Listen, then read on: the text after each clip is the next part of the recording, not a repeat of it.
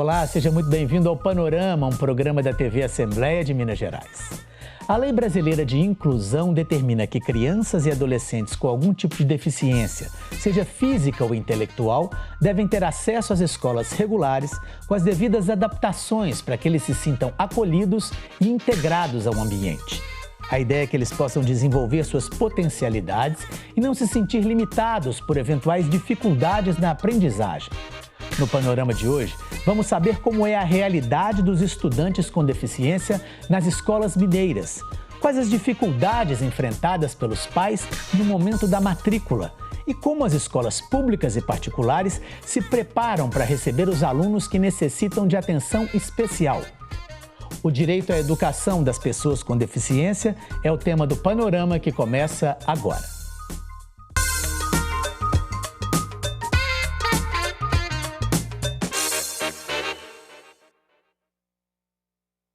Em nosso estúdio, eu recebo a advogada Michele Siqueira, presidente da Comissão da Pessoa com Deficiência da Ordem dos Advogados do Brasil, seção Minas Gerais. Michele, muitíssimo obrigado pela presença. Eu que agradeço a oportunidade de falar desse tema que é tão importante para nós, né? Sociedade, famílias, pessoas com deficiência. É isso mesmo. Eu queria começar te perguntando o seguinte: no passado a gente tinha não sei se eu posso dizer uma divisão ou uma opção de determinadas pais ou pessoas que lidam com crianças e adolescentes com deficiência, de matriculá-los nas chamadas escolas especiais ou classes exclusivas, em que eles ficavam ali todos reunidos no mesmo local, e de uns tempos para cá vem crescendo muito o número de alunos matriculados nas escolas regulares, ou seja, alunos com deficiência matriculados em escolas regulares junto com outros alunos. Enfim, eu queria saber como é que se deu um pouco essa transição da maioria hoje dos alunos estarem nas escolas regulares e se é um consenso de que isso é a melhor opção ou ainda há quem defenda a colocação desses alunos em escolas especiais. Como é que é essa situação? Então, desde 96, com a LDB, as pessoas com deficiência já têm o direito de estar nas escolas regulares, as escolas comuns, né?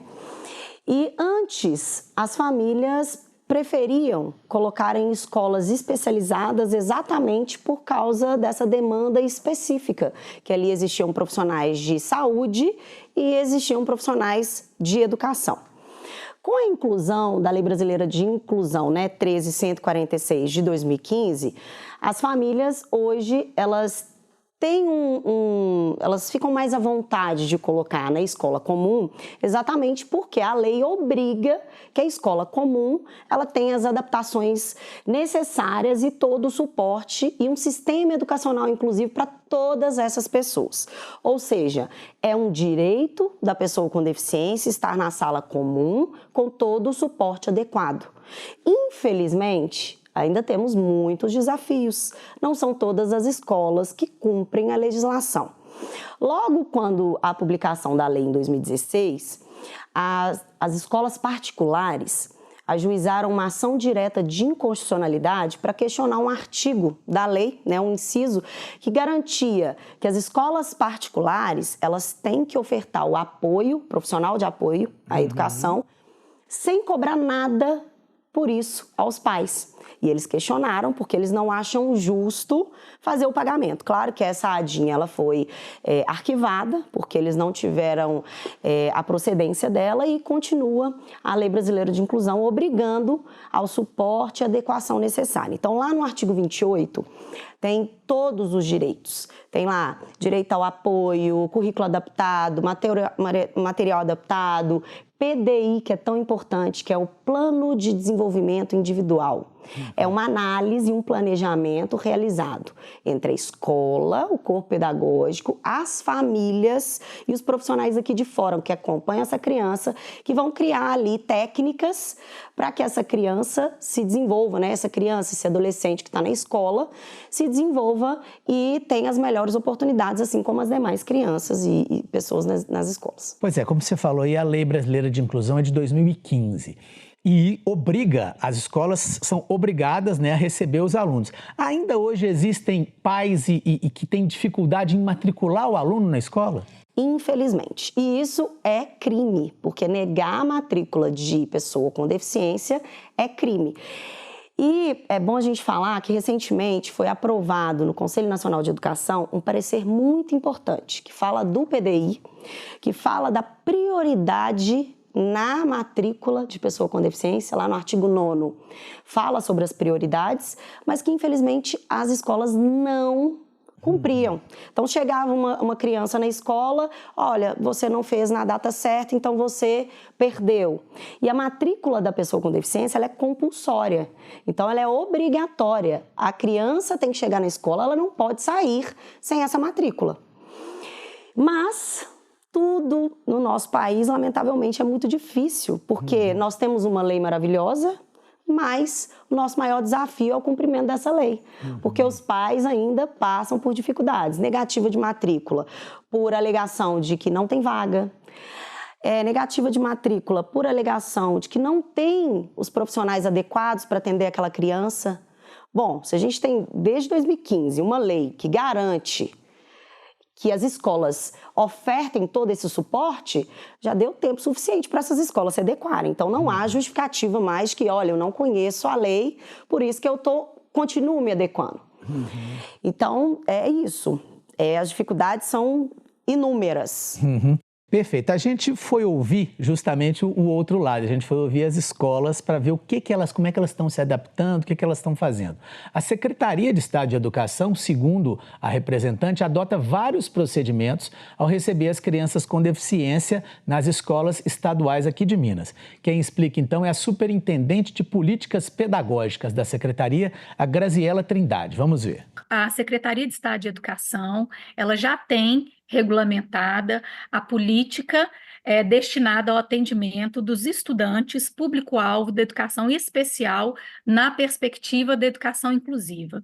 Então, nós temos todo o cuidado de organizar a rede, e quando eu digo organizar, eu digo pensar a formação continuada desses professores, a seleção desses professores, não é? Na rede hoje, a gente conta com profissionais especializados para dar todo o apoio e suporte aos professores e demais profissionais da escola no atendimento desses estudantes que têm necessidades educacionais especiais e que se configuram como público-alvo da educação especial. Nós contamos com um conjunto de serviços, e esses serviços nós chamamos de atendimento educacional especializado.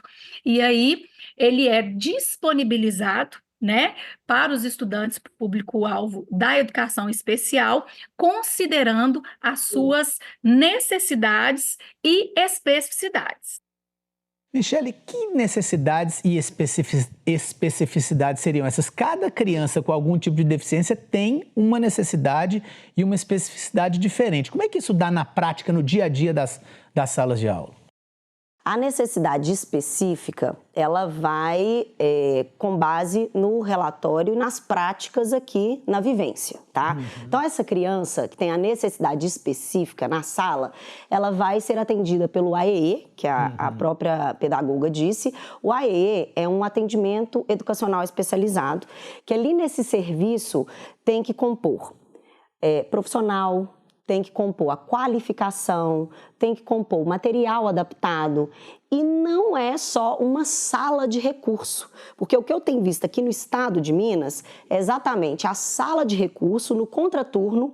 Aquela criança vai ali para a escola e no contraturno ela vai para a sala de AEE e eles, em tese, dizem que adaptam o material. Só que a adaptação do material é o seguinte, é adaptar a matéria daquele ano da forma específica que aquela criança ela aprende. Ou seja, tem crianças que aprendem com tablet, com tecnologias assistivas, tem crianças que aprendem mais com materiais lúdicos, e isso tem que ser utilizado.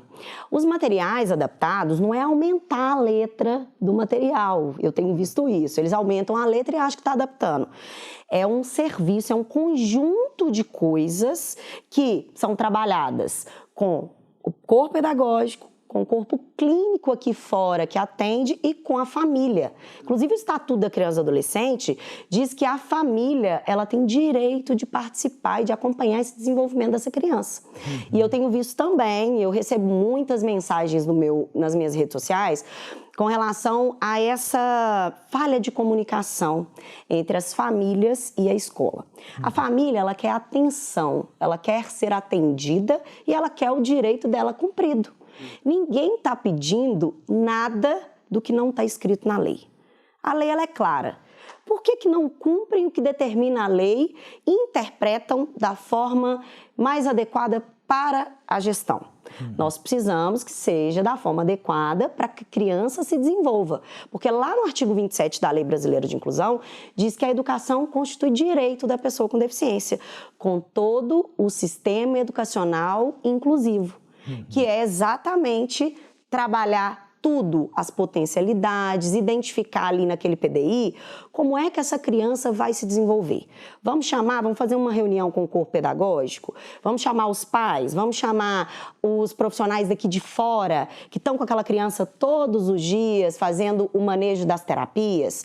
Hoje existe uma figura muito importante que é o AT, assistente terapêutico, que acompanha essa criança em outros ambientes, a não ser o ambiente de saúde. Então, ele está no consultório, ali aplicando uma técnica e leva essa técnica para a escola, demonstrando o quanto é importante a educação, a saúde, a família estarem conectadas para garantir que a inclusão aconteça de verdade. Porque se algum desses aqui não está com a comunicação afinada, aí nós teremos problema que vai parar na justiça. Na justiça. Bom, as escolas particulares também devem se adaptar, claro, a receber esses alunos com deficiência. E segundo justamente a Lei Brasileira de Inclusão, não podem, como a Michele já disse, recusar matrículas e nem cobrar mais por isso. Sobre esses assuntos, a gente conversou com a assessora de legislação educacional do Sindicato das Escolas Particulares de Minas Gerais, Cláudia Neves San Miguel. Vamos ver o que ela diz. Apesar da gente representar em torno de 3.500 a 4.000 escolas, a gente hoje, nossos associados, em torno de 500 instituições, e essas 500 instituições, sim, essas recebem, sim, muitas orientações, muitos cursos, palestras, mas qual que é a nossa orientação em relação aos estudantes com necessidades educacionais especiais? Nossa orientação é um acolhimento à família, acolher todos os estudantes para conhecer as suas demandas, conhecer as suas necessidades específicas. E quando se trata da educação especial, o público da educação especial, nossas escolas já sabem que as matrículas são compulsórias. Então, não existe, a princípio, a possibilidade de recusa. Só que é bom ressaltar que essa questão aí da recusa ou não da matrícula, do nosso acolhimento, a gente tem uma legislação que estabelece o nosso número de estudantes por turma, independente se é o estudante com necessidade educacional especial ou não, e a gente também tem que obedecer uma metragem de uma sala. Então, nossa orientação é que os estudantes públicos de educação especial, eles têm prioridade em relação aos demais estudantes, né? A matrícula, ela tem que ter essa prioridade. Não existe nenhuma previsão de cobrança de taxa extra, né? A mensalidade é o mesmo valor para todos os estudantes, não existe a cobrança porque o estudante tem uma necessidade educacional especial. Então, a escola tem que fazer uma previsão de custo ao final do ano, quando for fazer o seu ajuste de mensalidade. Bom, ela coloca ali justamente o que a gente colocou em relação à lei. Não pode cobrar mais, não pode recusar a matrícula, mas, segundo ela também coloca, não são todas as escolas que acompanham isso enfim. O que é que o pai deve fazer quando acontece um caso de uma recusa de matrícula, por exemplo? A única opção é a justiça? Não, então, o primeiro passo é essa família ter uma negativa. Não é a diretora, a escola, por meio de WhatsApp, fala, olha, você não tem direito à matrícula porque a metragem da minha sala não recebe o número tanto de aluno. Não existe isso. não pode negar a matrícula. Se a escola, as demandas que eu recebo são assim, eu tive na escola, eu mandei um e-mail para a escola falando que eu precisava de matrícula. Quando a escola ficou sabendo que era uma criança com deficiência, ela negou a matrícula, falou que já não tinha mais vaga. Então, essas justificativas de metragem e de número de alunos por sala não pode ser justificável para negar a matrícula para pessoa com deficiência. Eu já vi isso acontecer na prática, tá? Mas o que os pais têm que fazer? Pegar uma negativa formal, encaminhar um e-mail, depois ter a resposta e realizar uma demanda lá na Superintendência Regional de Ensino. A superintendência é um órgão que vai verificar a política pública, verificar o que está acontecendo, fazer uma inspeção. Aí a gente vai ter um documento. Se a superintendência não resolve, nós só temos um caminho, que é a judicialização da educação, que tem crescido muito. E tem crescido por quê? Porque a falha de comunicação. Porque a escola ela tem que cumprir a lei e ela sabe que tem que cumprir a lei. Se ela não cumpre a lei, ela é passível de receber, inclusive, indenização, pagar a indenização por danos morais, danos materiais, porque aquela criança, e eu vou dar um exemplo do que está acontecendo agora, tá? As salas, começamos a aula e as crianças com deficiência em alguns municípios não estão indo para as escolas. Por quê? Porque, segundo os municípios, não tem os professores lá contratados. Bom, mas no ano passado você já não sabia que tinha pessoas com deficiência na sua sala? Por que agora essas crianças têm que ser negligenciadas por uma incompetência de gestão? Então, nós temos que fazer essas famílias fazer uma reclamação, porque é direito. Ninguém está pedindo favor. Direito é direito. Pois é. Uma outra questão que eu acho que a gente vai começar a entrar numa polêmica boa aí é que foi colocada tanto pelas escolas públicas como pelas escolas particulares. É a questão de quem define a presença dos profissionais de apoio aos alunos com deficiência. Vamos ver a posição das escolas. A definição do tipo de serviço, ela fica a cargo da escola por meio de uma avaliação pedagógica circunstanciada, não é? Nós entendemos que nós, profissionais da educação, mediante a avaliação pedagógica daquele estudante, é que temos condições de saber qual é a intervenção, né, mais assertiva, considerando as particularidades e as necessidades específicas que ele tem. A escola é que tem autonomia de avaliar a necessidade ou não da oferta desse profissional de apoio escolar. Então, hoje, a gente já tem um outro entendimento.